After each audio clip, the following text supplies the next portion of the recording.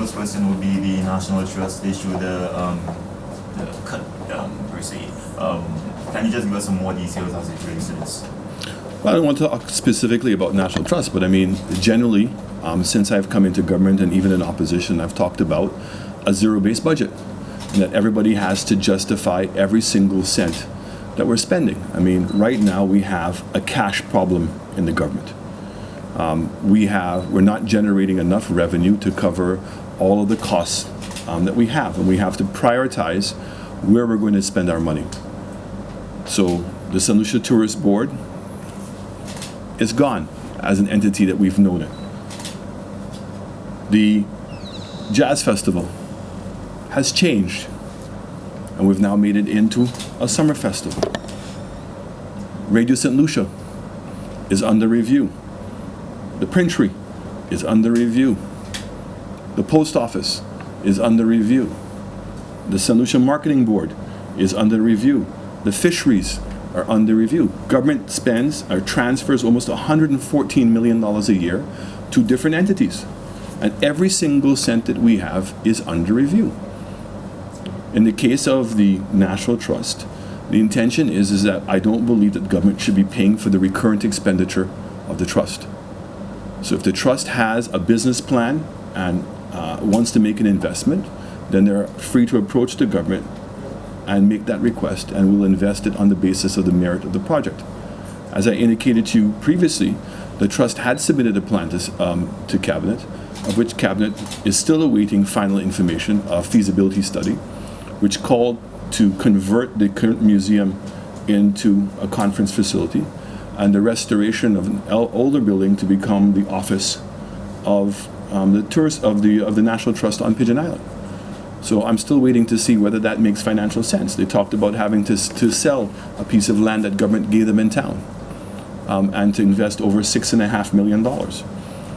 So again, I want to be very, very clear, because I've heard some of the rumors going around and some of the statements that I'm upset with the trust and this is a revenge. That's furthest from the truth.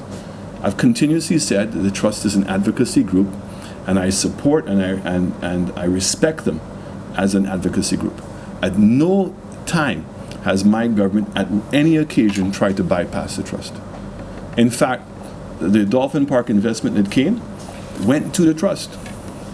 I didn't make any pre-announcements. I didn't lobby anybody. It's for the trust to make the decision. All I've indicated to the trust is that a vote by their membership is not a sufficient answer.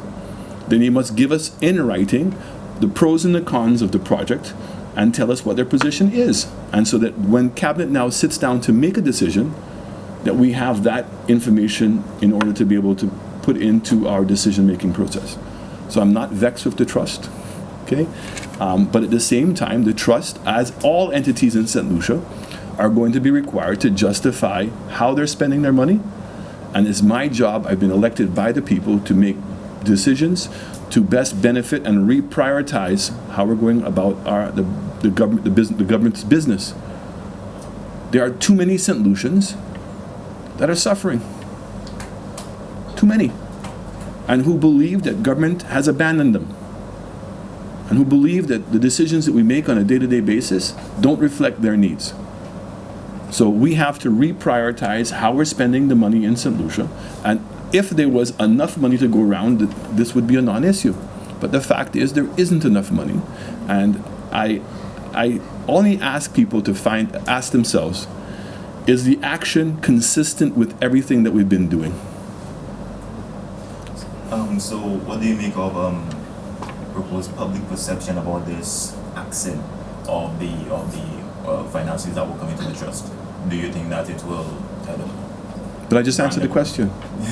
I just answered the question. Yeah, the question is my action inconsistent? Okay?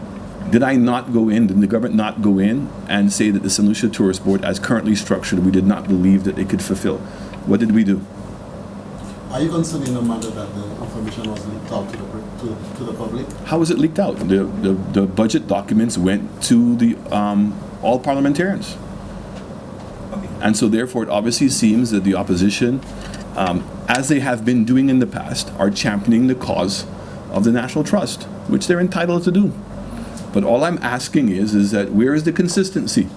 You're telling me you don't want a dolphin park and you're all against a dolphin park, but yet that same Labour Party approved a dolphin park.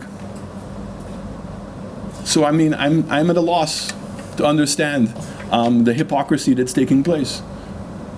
So I'm just asking solutions before they listen to one interpretation as to what people are interpreting our actions as being, is to ask whether it's consistent.